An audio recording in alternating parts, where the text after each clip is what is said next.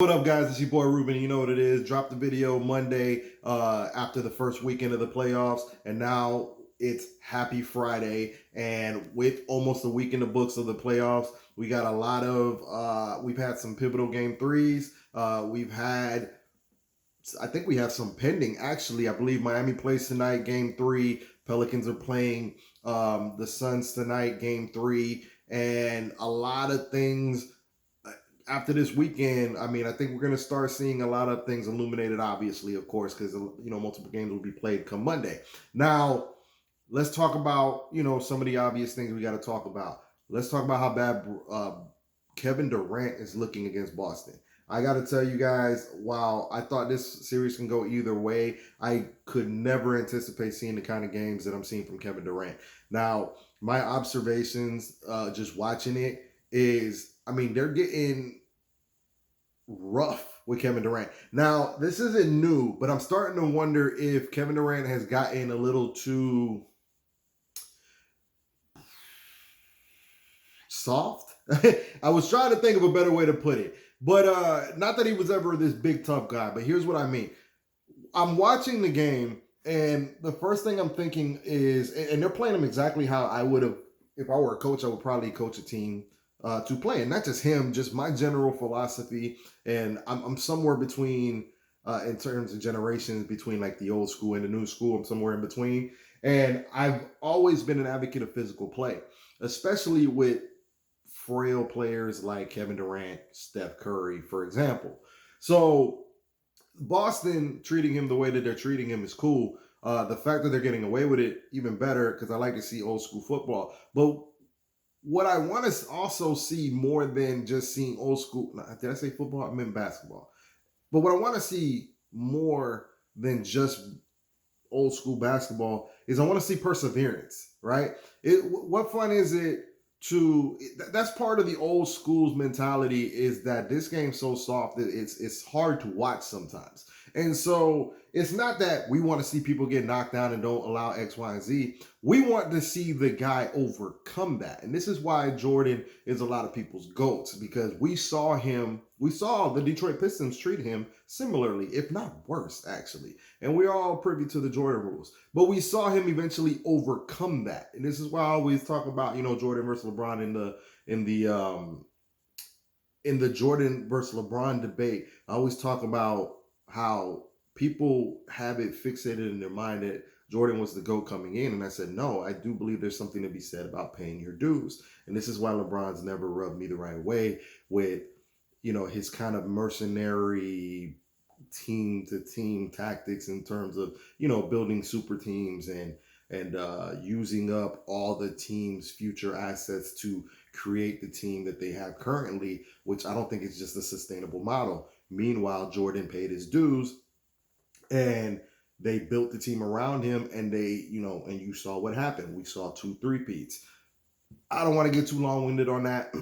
The point at the end of the day that I'm trying to make is Kevin Durant, I want to see him persevere. I want to see him adjust to this. So it's 2 games, 2 bad games. They're back in Brooklyn tonight, I believe. No, I believe it's tomorrow. They're back in Brooklyn, and I want to see how he adjusts. Now, if he doesn't adjust, I mean, this looks so bad. We got to discuss, like, where Kevin Durant's going to rank legacy-wise with how bad it's looked. But a part of questioning whether he's too soft or not has a lot also to do with his age. I'm starting to wonder if, like, now he's gotten too comfortable with the jump shot and yada, yada, yada. Because the entire time I'm kind of thinking, KD, like, if the jump shot's not going, bro, get to the basket. Like, I don't think I saw him attempt a single layup last game. Did any of you guys comment down below and let me know? He's become predictable. They know your game. They know where you're trying to get to. They're blitzing you. They're hitting you before you even get the ball. And then they're waiting for you to turn your back, because clearly that's a tendency that's on your scouting report. And then they're blitzing your backside. So now it's gotten to the point where you can literally see KD hear footsteps. He's moving too fast because he wants to beat the blitz. And you're seeing the results. I don't know what happened with Kyrie in that last game. While he didn't have the ball a lot, I do just think that there was a lot of emphasis on trying to get KD going. But I also think that when Kyrie did handle the ball, Kyrie's lack of actual point guard skill is alarming because I can't tell you how many times I saw the easy pass for a layup there, and just because he dribbled 1 second too long, it like the opportunity passed it by, and he forced up like a bad shot. If you watch, you'll see a lot of bad shots by Kyrie, and I know he hits them, but just like Kevin Durant, when it's not going, figure some other shit out. That would be what I would tell him if I were Steve Nash, but we all know Steve Nash is just a figurehead. And I like Steve Nash, but this whole thing, you remember that we don't need a coach, right? Wrong. You absolutely need a coach because ISO ball at the end of the day is not going to get you to the finish line. You have to have you have to have a semblance of team. And if you're watching, all these guys do is just stand around. They're hitting their wide open shots. The others played well, but when it comes down to stretch, they know that Kyrie and KD want to be the one to answer the bell. And you're seeing the results. It's too predictable. Everybody's standing around, and the others for the Celtics are taking advantage. And it's they're letting them off the hook a lot. So I expect to see a good game tomorrow. I expect to see KD bounce back. I think he's an intelligent guy, and I think he's going to figure some things out. And I think Steve Nash has to know he can't go down 3-0. He has to talk to these guys and has to implement something coaching wise. The other thing, what the hell is going on with Blake Griffin and LaMarcus Aldridge? Now, I know they're not superior defenders or anything like that, but LaMarcus Aldridge at least is instant offense. So when Kevin Durant and Kyrie don't have it going, LaMarcus Aldridge can still get you buckets. I don't think Al Horford's stopping a LaMarcus Aldridge. And on top of that, they provide length. So they might not be great defenders, but some of those easy layups that Jaylen Brown and Jason Tatum are getting at the end of games, you guys are losing because you're not stopping layups. Think about that. So I spent a lot of time on the Brooklyn Nets, but because I think that was the most alarming thing. Touch on the rest of the playoffs. You know, Miami's doing what we all thought they were going to do to Atlanta, especially with no Clint Capella. It's not much to talk about there. Atlanta might steal a game here. Not that they're in Atlanta, because I've seen Miami have a penchant for kind of letting up when they're not at home. Milwaukee.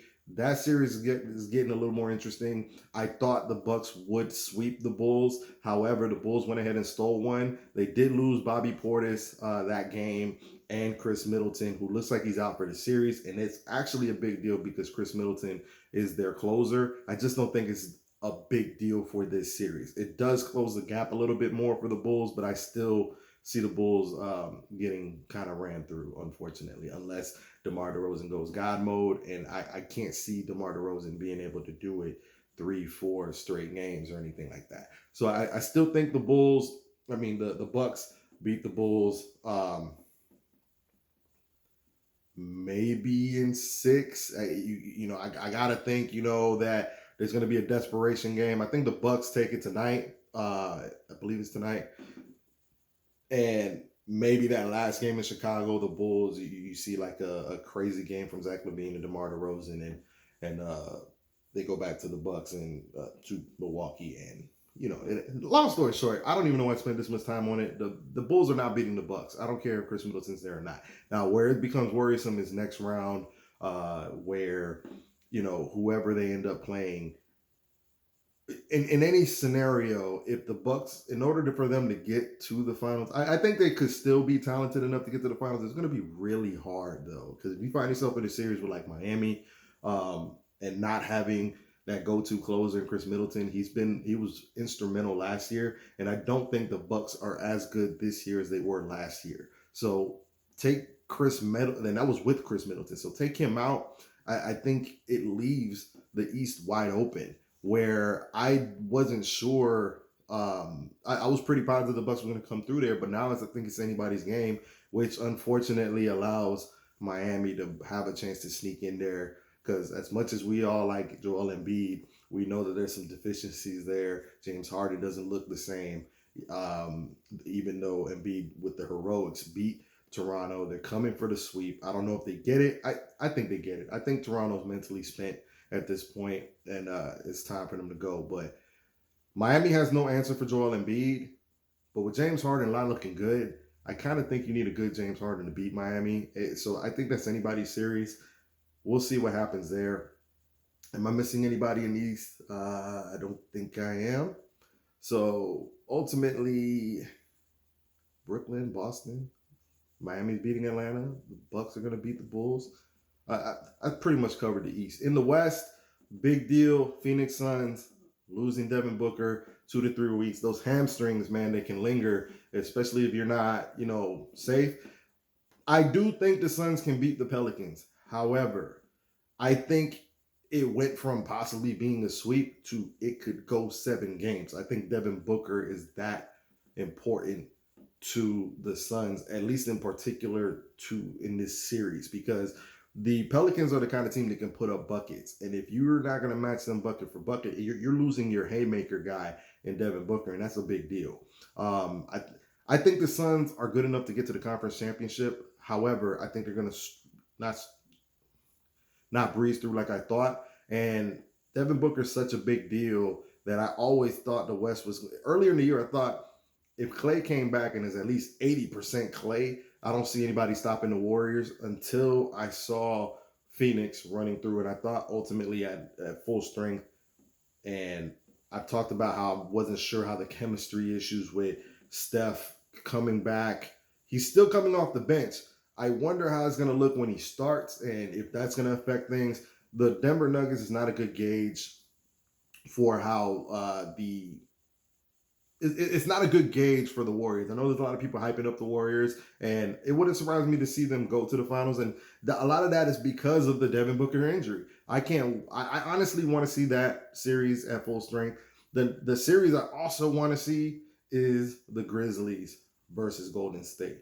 The Grizzlies, it's going to be a great series because the Grizzlies have the athleticism, they have the depth, and they even have size. When you talk about like being able to match up and do some of the things and play against, the tendencies that the other team has, like that's a great matchup, the Grizzlies versus Golden State. So, I mean, the West is getting exciting. I hate that Devin Booker's out. The bigger surprise is what the hell is happening in Utah against the Dallas Mavericks with no Luka Doncic. We're seeing a coming out party by Jalen Brunson. Spencer Dinwiddie showing his value. Maxi Kleber is stroking it. And Quinn Snyder, I have to think, he must just not want a job anymore because it took him till game 3 to figure out maybe we should go small or whatever, because all they did, and they did it over and over and over again. High pick and roll, get into the paint. Gobert's too slow to the corner. Kleber's open every time. And when they cheat Kleber's way, Reggie Bullock or Dorian Finney-Smith open on the other wing. It's the fact that it's game 3 and they keep letting themselves get blown out early in this fashion is alarming. And then you have Donovan Mitchell, who I loved. I feel like is trying a little too hard to force the issue, and they get behind, and ultimately they're just not defending it well. And so kudos to Quinn Snyder finally understanding, putting Pascal in there. They came back. They were down like 16, 17, came back, I think to as close as 4. And then kudos to Jason Kidd for the adjustment because Jalen Brunson came in, right? And when they went small, Brunson just attacked the paint. And then when it was like, okay, that's not working, they put Rudy Gobert in, it was back to high pick and roll, kick to the corner 3, and these guys were not missing. I think Utah's done. I think Utah's done. I don't know if they make it out this series. Luka could come back any second now. And if Luka comes back, that is a problem. They clearly shown they can't guard the Dallas Mavericks and they can adjust appropriately. Let me know what you guys think. I mean, that's all I got for now. Oh, Grizzlies.